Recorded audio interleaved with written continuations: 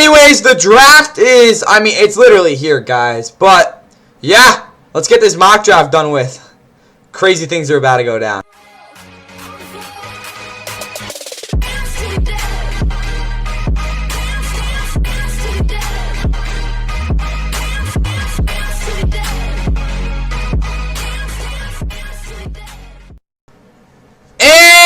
What is going on, guys? Welcome back to Fun NFL. Please like and subscribe. Hope y'all are ready for this final 2026 NFL draft, mock draft. Again, this is always the time of season where, again, it gets really close, guys. Again, I don't really know why I do it, but again, we're here. I'm ready to go. Draft for y'all is probably less than, I don't even know, 10 hours away probably by then. But anyways, it's again the mock draft time. It's going to be some crazy, got some wild things going on. I think I only have like 3 trades. No, 4? Yeah, you'll see the trades. Anyways, though, yeah, this is going to be a really fun draft. Big disappointment for y'all right now. I'm just going to say it. Big board is not finished. I'm kind of mad, but didn't really have time to do it. I will say, for the draft recap, which will be on Sunday, I guarantee it, I will have that big board ready to go to talk about all these guys. With that said, though, I'm referring to a lot of these rankings, and again, sometimes I have I've scouted all the players, I have all their grades. It's just, again, the big board wasn't really put together. So, sorry for that. But again, we won't be revealing this here. Again, I'll drop that again on the post. But anyways, yeah, let's get this mock draft started. Anyways, again, first overall Raiders. Again, Mendoza's not my QB1. You guys saw that in the quarterback rankings. But here he is. So yeah, again, the Raiders are taking Mendoza. We know that they're going to try to build around him. Will they? No, but they're definitely going to try. So, yeah, Mendoza is going to go number 1 overall. If you have any other pick, I mean, like, if we're thinking about, like, again, how unlikely it is to get a perfect mock draft, I mean, like, you got to get that one right. So, you know, we'll go with Mendoza. FYI, this is going to be a very boring start, but again, it kind of makes sense here. Jets at 2. This team's absolutely horrible. They're going to win like 0 games this year. But again, we look at them. What do they need? They need everything. So who's the best guy that can kind of give them everything? At least ceiling-wise, it is Arvell Reese. I don't even think, yeah, he was my number 3 edge rusher in this year's draft. He did have, I think, the highest potential, though. It was him or Ruben Bain. But yeah, he's my number 6 prospect, I think. Something like that. All you'll need to know is, Jets, if you want to have the highest ceiling, bang for your buck, sort of, we'll see what happens, pick. Arvell Reese at 2 to y'all would definitely be the move. 3 for the Cardinals. I understand they have Josh Sweat. Again, I guess they could go for a receiver if they really wanted to. But, guys, this Cardinals team is... They're just not very good. I'm sorry, but, like... They're just not it. But for that reason, I'm going to say David Bailey is going to go to them. They need something off the edge that's explosive. At least in terms of the consensus, I don't think people think, again, Ruben Bain, I guess some people think of a lower ceiling than he does, even though I don't think so. And also the fact that Ruben Bain doesn't have the same explosiveness off the edge, and again, some of the same burst. So I think that is fair to say, even though Ruben Bain is, again, a much more refined guy, and while his hands are definitely a little bit of an issue, they're not as big as some people make it out to be, and David Bailey has many technical deficiencies. We're not going to get into that. David Bailey, Cardinals 3, they need an explosive guy to go with Josh Sweat. That's a perfect match for him. He isn't, again, as pressured as, again, if you were, as a guy who, again, if he was on a team that he was the main guy. So that's good, but still, David Bailey, Cardinals at 3, definitely a high potential pick there. 4 for the Titans. Everyone's saying Jeremiah Love, guys. Tony Pollard's still there. I think that offense, well, if they had Jeremiah Love, it would be a good thing. I still think that Ruben Bain, at least for that defense, would be a more impactful player. Ruben Bain's my number 2 overall prospect, only to Jeremiah Love. So I think the Titans are still getting one of the 2 best players in this year's draft. It's just the fact that I don't really think running back was really satisfied for them there. I understand if they picked him. Again, that's a game changer for your offense, but it's still an offense that has some at least competent level, NFL level players, which I think, at least for Cam Ward and his development, taking a guy like Jeremiah Love wouldn't really do the same for the team, at least in terms of their trajectory, as a guy like Ruben Bain would, because he would fill a position that they really need. They need a number 1 guy. He would be that. As a rookie, would he really give you those sort of numbers? I wouldn't say so, but still, there's a really good projection there, and he's a very safe prospect as well, which I think I really need to preface. At the end of the day, he will be a really good run defender, which is huge. On top of the fact they still have guys off the edge that, I mean, are somewhat capable outside of Ruben Bain. So it's not like, at running back, you have Tony Pollard. He's a starting caliber running back. Tyjae Spears was awful, really was the past 2 seasons, so he wasn't really that bad last year. I mean, wasn't good. Yeah, because he was good in 2023 last year. Yeah, past 2 years, he hasn't really been very good. I guess he was a little better last year, now that I think about it. But still, he's a backup running back. Michael Carter has played in the league. Kale Mullings, I'm kind of shocked he's still on this team. But for this Titans team, you look at these edge rushers. They traded for Jermaine Johnson. John Franklin Myers is a legit 3-tech. I guess he can go outside a little bit. They have legit guys here. I will say, though, them picking up Ruben Bain would be a legit #1 option. Jermaine Johnson hasn't really been that good since 2023, but he's still a guy that has proven to be at least an average player at worst in the league off the edge. So for that reason, the fact that Ruben Bain would be an immediate fix to that run defense that kind of struggled last year. Again, they need to load up this defense. I don't really think this offense, again, the Jeremiah Love pick would obviously move the needle, but I think that, again, you need, an impactful guy. I think Ruben Bain does that more than Jeremiah Love. With that said, though, at 5 with the Giants, they're in a very unique situation because they have 2 top 10 picks thanks to the Cincinnati Bengals trying to actually have a real defense. They still don't. But anyways, trading for, again, a potentially washed up, but he's not washed up, Dexter Lawrence. I just don't really understand that move. But for the Giants here at 5, and what they're going to want to do, they need a lot of things to happen. Obviously, a lot of people are saying they're going to go after Jordan Tyson. I don't think that's going to happen. But anyways, again, Sonny Styles, that's an interesting pick. Honestly, guys, if I'm the Giants and I see Jeremiah here at 5, that's definitely another intriguing option. Obviously, not a need per se, but still something I'd be looking into. But honestly, guys, I think the best move they can make here at 5 for the Giants is to, in fact, taking Carnell Tate.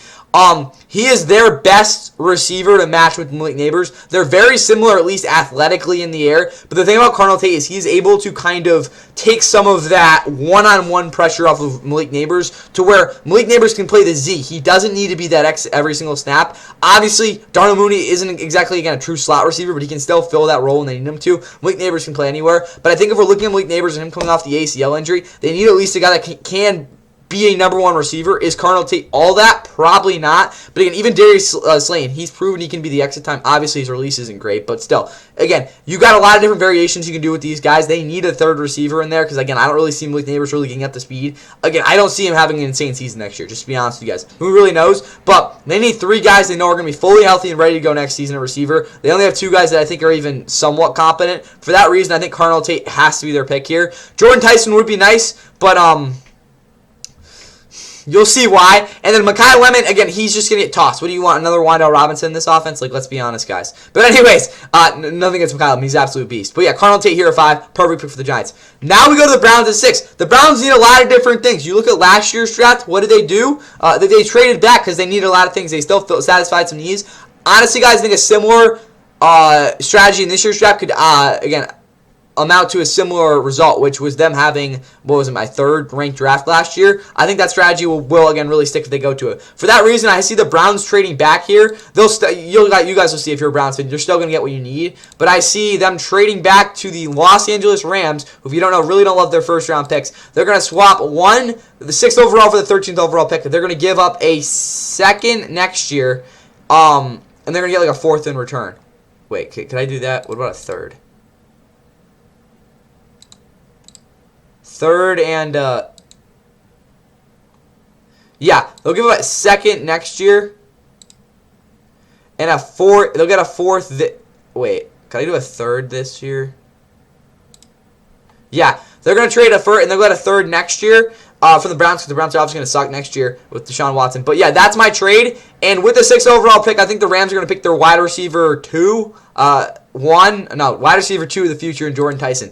Jordan Tyson, bar none, is the best, not receiving. Again, you have Kenyon Sadiq. But he's the best receiver in this year's draft, in my opinion, by at least a decent amount. It's because of the fact that he simply makes plays that other guys in this position just simply, again, they can't make. He matches up so well. He is at least physically my favorite guy in this year's draft, on top of the fact that he creates a crap ton of separation. And I don't think, after he creates the initial separation, he creates as much as I think he can. Still, it's a seismic difference there from a lot of other guys. And he's just a guy that I think is going to be a legit #1 in the NFL, despite the injury concerns. If you're the Rams, I really just think he's a guy you need to have on your team. For that reason, I think they're going to trade up to make that selection. And again, they'll still have their 1st round pick next year, but I think that'll be a huge pick for them. Them getting the #1 receiver in this year's class really set themselves up nice for the future with having, again, technically two guys that could obviously be, again, elite players. Obviously, you have Puka Nacua, so not really. Devontae Adams is there, though. He'll mentor Jordan. Anyways, though, at 7, we'll get a little bit more ground here to the Commanders. And if they do see Jeremiah Love here, again, I really think there's no reason for them not to pick him. That's an offense that really needs a guy who kind of, I'm going to be honest, is just a legit player. Obviously, Terry McLaurin's still around, but again, that offense last year, they struggled a lot with kind of having a guy put up consistent production. He is a guy that obviously will do that. He will be that elite playmaker in that offense. That it will kind of be that X factor for them. Something that even when they had, again, McLaurin was cooking back in that in the NFC Championship run, it was a lot of Jaden Daniels kind of making stuff happen. I just don't really think that's a sustainable way for that way to win games. But yeah, I just think that's going to be the move for them. Now, Saints at 8, with them losing out on the top 2 receivers in this year's class, I don't really, I could see them taking Mekhi Lemon, but he's just not a scheme fit for them coming into next year. And while it's kind of a disappointing result for them, I guess, I honestly see them trading back to the Jets. Alright, here with the Saints at 8, I said, again, if you just heard, I think they're going to trade down, and I think they're actually going to trade down with the Jets. And you might be saying, what the hell is this supposed to mean? Why don't they just drive Mekhi Lemon, guys? Trust me, I don't think that is the right move for them here at 8. And them getting value in return for this big, I think, in the end, will be the right strategy here. Again, especially with how this draft's played out so far. So, what the fuck? There we go. All right, 1 for 16. What else do we need to do? We'll say the Jets throw in what? A 4th round pick? In what? 2nd next year? Yeah. There we go. So I don't think that's a great trade for them, but who really cares? Jets trade up to 8. They obviously need a receiver. Mekhi Lemon fits them. Again, they already have Garrett Wilson, so yeah. We'll see that the Jets fill, again, something of a need with Mekhi Lemon there. Yeah, I don't really think it's going to actually... You know what? It's going to happen. Jets trade up to 8 to get Mekhi Lemon, 2 top 10 picks, and they make big-time moves. All right, he'll be a slot for them. He'll be a legit guy. And Geno Smith, I don't even know. They'll figure it out. He's a legit guy. He'll put up 1,000 yards next year. 9, we do have the Chiefs.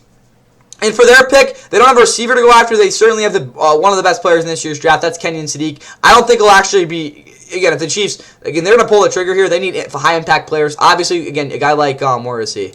Again, Akeem Messidor would definitely be an interesting pick. Even Zion Young, I understand this is hella high, but he does have the potential, so I can kind of see that. But obviously, realistically, again, maybe they take a receiver, but again, you got to take Sadiq here, right? Maybe again a guy, a DB, but yeah, I'm gonna say Sadiq goes to the Chiefs at 9. Big time move for them, and they will be looking pretty hot there. Now 10, we do have the Giants, and Dallas fans, you're gonna be pissed off, but they're gonna get the #1 linebacker in this year's class. Don't ask me how they do it, but they're gonna figure it out. Sonny Styles will be a New York Giant ultimately here, and he will be their #1 playmaking defender next season. I don't know, probably not, but Again, big-time moves. They're addressing their needs there with those 2 Ohio Statesmen, 2 of the better players in this year's draft. 11 here with the Dolphins. They're still, again, I guess here, I don't even know how he's still available. But again, if Caleb Downs is there, he'll be the best DB they've drafted since Minkah Fitzpatrick, and obviously he turned out pretty well, at least for a couple of years there. So I'm going to say Caleb Downs again. He's there. If you're the Dolphins, you got to pick him. He's the best player on your board, and he makes you a little less awful. So again, that's good. 12, we have the Cowboys now. So, again, you could argue they got a corner because they have anyone they want here. I still think Siobhan Revel, at least next year, will be better than all these guys. And again, really with Sherman McCoy, who is my #1 cornerback, him and Siobhan Revel have, again, basically the same injury concerns. The difference is Siobhan Revel is a better player, at least at this moment, in my opinion. And while Mansour Delane would be a fun guy, he's definitely not better than Siobhan Revel. So, for that reason, I think that's where you kind of come down there. I guess you could think about putting one of those guys in the slot, but that's really not something I see worth it. And taking one of those safeties there, as much as I like Emmanuel McNeil Warren, even Dylan Thieneman with the versatility in that Dallas defense, they're just not the value's just not there at 12. For that reason, I think they do go after a huge need. That is linebacker for them. DeMar Van Overshown is a good guy, but they really don't have a second guy that really can be good. And while I don't think C.J. Allen, again, is truly a top 12 pick, it is a need for them, and he will fulfill a very valuable role. I don't love this pick. Obviously, an edge rusher would be nice, but it's still not something I see, again, having, again, at least their fit for that. Again, Messidor going at 12, I could definitely see that. He definitely has the goods to go there, but the value, you could argue, isn't really there with the potential and the ceiling. C.J. Allen, though, is a bona fide, really solid prospect, very safe-proof. I don't know if this will be a hit, but it'll at least be a safe pick for them. So I think that, again, if worse goes to worse, this would definitely be the guy they go after. Anyways, though, now at 13, Browns, obviously, we had them trade down. And for the Browns here at 13, again, I look at his offensive tackle class, and again, as much as I think Monroe Feeling is my tackle 1, it's really just off of potential. Again, it's a very close group here. Caden Proctor obviously is a pretty good character, but he's, again, not going to be picked here. For the Browns specifically, again, a lot of people like Francis Maliaga here, but he's still not a guy that I think at least definitively fits their what they're going to be doing in terms of a pass game next year. Spencer Fanow definitely will be able to do that in terms of, again, being able to really solidify off the edge there. For that reason, I think Fanow will be their pick there. They need a pass rushing centric guy. Well, a guy like Monroe Freeling would definitely be a higher potential prospect and, again, I think a better player. With their fits and them, this obviously being a mock draft, I have to prioritize that over how good most of these guys are. We'll see that in a little bit. But yes, I do think it 13 the Browns, if they do trade back, they will be taking Spencer Fanow there. While he is not even, what is he, my fourth, third, something like that, ranked tackle, again, I still think he's the right guy for them there. Again, I mean, I guess mock draft database likes him unfailing to the Browns. But anyways, 14, we're on to the Ravens. They need one thing and one thing only there, and that's, again, the best interior offensive lineman in the draft. They got Ione. If he's here, boring pick, they're going to pick him. He's going to be a Ravens guy. He's going to be really freaking good. I could see them going other ways as a receiver, but I mean, guys, but Denzel Boston, I don't really think is, again, really all that there at 14. But I mean, if they want to do it, I guess they can. Omar Cooper, obviously, very high ceiling. We'll see what happens there too. 15 now. We are on to the Bucks. I see the Bucks taking Akeem Mesidor. They need someone who can actually do something off the edge, some sort of advanced tool set for them. He's a guy that'll go in there and get them at least 8 sacks, high-end production there for sure. He'll be a really good player. Again, for how long, we really don't know. But they need something there off the edge, and he will be a guy that will provide a lot of that. 16, we are now back to the Saints, who haven't actually made a pick here. I think this is where they settle in on Denzel Boston as their number 2 receiver. He is my number 4 receiver in this year's class. He's a very good player. Casey Concepcion, I don't really think is the right guy for them here because they kind of already have that with Vele in a couple ways in terms of at least the versatility with those guys. Omar Cooper would be interesting, but I still don't think Chris Olave would really work too well with him in terms of what that offense could be able to do schematically. But with that said, I still think Denzel Boston is just a legit guy who you can put in any offense and still work out. For that reason, I do think that the Saints will end up taking him here at 16. Despite, I guess, some other needs, but there's not the value guys there at this position at this moment. 17, we are on to the Lions, and I think they'll be thrilled if they see Francis Maliaga here. He will, for sure, satisfy their need at left tackle or right tackle. Who really knows what they're going to do with Sewell? He'll play left tackle. Anyways, now 18 to the Vikings. Honestly, guys, again, similar to the Lions, if they had their pick of who they want at corner, they'd be pretty damn happy because they need a corner pretty badly. They need a number. Again, Byron Murphy's the number 1 corner, but they need a lockdown guy.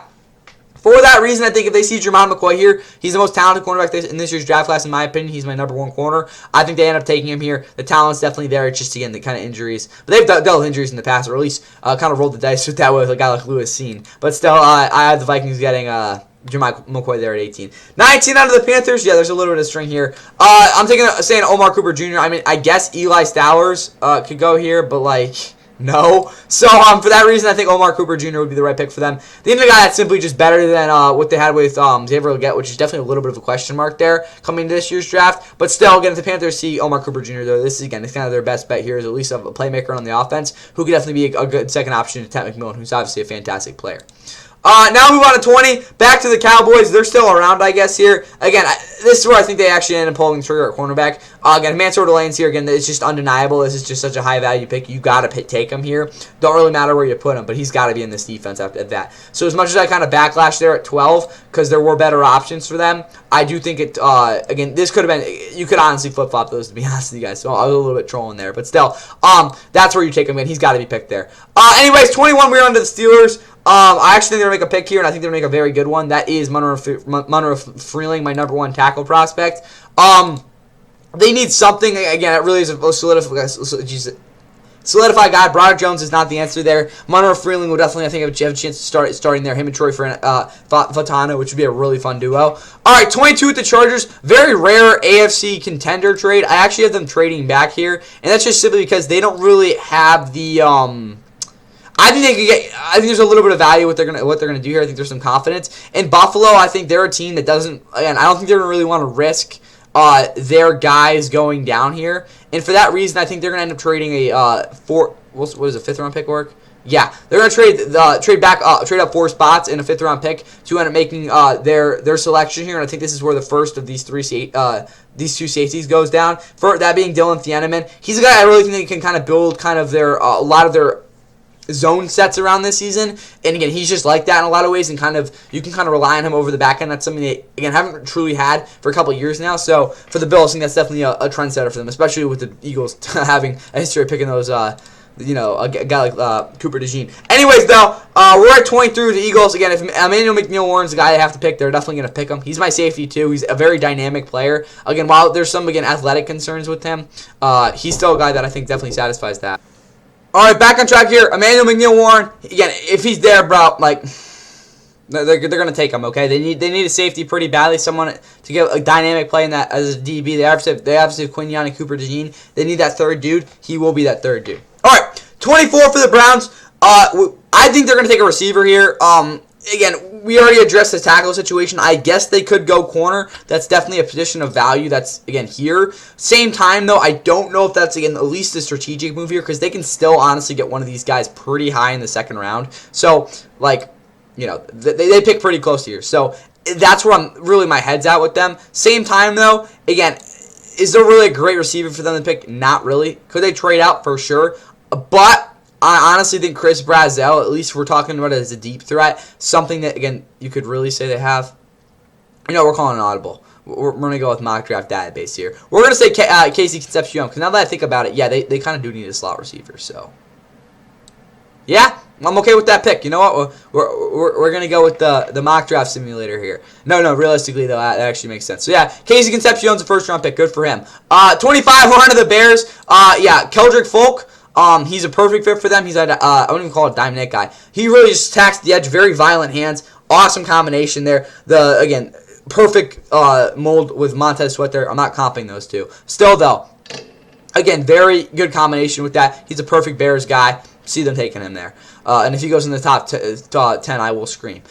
Chargers, though, 26. We're back to them. They did trade back a little bit. Got something out of the deal. Again, they kind of miss out on that true safety guy. But, again, that offensive line obviously was a meme last year. Chase Bizantis, well, I don't think he's really that great of a prospect. Still going to be a solid option for them. And, again, if we look at a floor guy who's going to at least be average for them and a lot more competent than what they had last year, again, it's a big-time pick for them. So, there he goes, 26. 27 for the Niners. Interesting pick here for them. They're in a weird spot because there really isn't a true, again, big-time guy off the edge. A lot of people like Zion Young here for them, which I honestly agree with. But, again, we look at a guy that can just be a true speed rusher off the edge. It can really work well with, again, Michael Williams kind of blending in with him. And then, obviously, a guy like Nick Bosa. I think that, again, obviously Michael Williams still getting recovered from the injury and stuff. Armason Thomas, well, I think a lot of people are like, well, he can't stop the run. Yeah, he can be a rotational, dynamic guy his first couple of years. I think he'll definitely develop some of these other things, but we want just pure production here at 27. You need guys that I think are more impactful than anything. I think that's a guy for them to pick here. He is one of my, again, higher-ranked edge rushers for a reason because of that. Obviously, there's definitely some versatility concerns with him, but still, you're going to get a guy that's going to give you a lot of pressure, and that's kind of what you need. 28, Texans, I'd be shocked if they pick here, to be honest with you guys. I don't even think I'll be up when they do, but I don't think they're actually picking here. I'm going to say they trade with the ATL, if we can get to the ATL. What are we doing, bro? All right, they're going to, yeah, we're not trading what are we trading, our 4th and our 6th round pick? Okay, that's not even good. What, our 3rd round pick?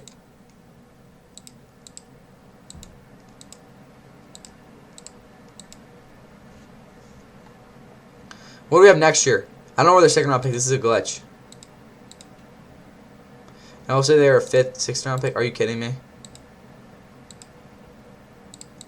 Yeah, we'll do that trade. So they trade the 28 from 48, and then they trade the third round next year. And at 28, they take AJ's brother, Avion Terrell, because he's good. Yeah, Colin Hood, sorry, bro, but like, yeah, we're going with Avion Terrell to the Falcons at 28, though. Again, the last trade, sorry for the spoiler, guys. Yeah, that 28, we do have Avion Terrell to the Falcons. 29, kind of a surprise pick for some people, but I actually have the Chiefs taking D'Angelo Ponce. Well, this isn't, again, we're just talking about pure talent and see the right guy to have here. Absolutely not, but he's going to be a playmaker for that team, and I think that's just kind of a Chiefs pick. For that reason, I think he will be picked there at 29. 30, we do have the Dolphins, and if I'm just, again, we're going back to my big board there, which, again, obviously is out. Where the hell is Skylar Bell? Skylar Bell, bro, what are we doing? I honestly think he will... What are we doing? But anyway, at 80, I do have 80 ranked prospect. I actually think Skylar Bell will be the Dolphins' leading receiver next year. Yeah, again, he's my dude. Dolphins pick him. 31, we have the Patriots. Caden Proctor just seems like a guy they'd pick. He's definitely got some potential. So Again, he's still, again, what is he? Is he the, yeah, he's lived the best guy on the big board. So, yeah, pick him, I guess. 32, we have the Seahawks. Again, another time you can say Colton Hood, but I think if we're just talking about a pure slot option, which they could get and kind of have more versatility with than a guy like Colton Hood. And also Chris Johnson, bro, he's a scrub. He can't play. No, again, I still think he's a solid prospect, but he was my cornerback 15 for a reason, or 12. Something like that. Yeah, Brandon Sisk going to wrap him with this mock draft, though. And, yeah. What are we doing? Does that work? Save it? Yeah, there we go. This is my mock draft, guys. This is my 2026 NFL Final mock draft. Yeah, I mean, maybe it'll be right, but who really knows? But that should be what happens either when you're seeing it tonight or, you know, tomorrow if you're watching this at midnight or something. But that's all I have for y'all. Hope you guys are ready for the draft. And, yeah, see you all for the recap on Sunday, and I will have the big board for that. Stay drive. 2nd and 10. Richardson making the first, second guy miss, and his own teammates keep him up. Richardson into the end zone.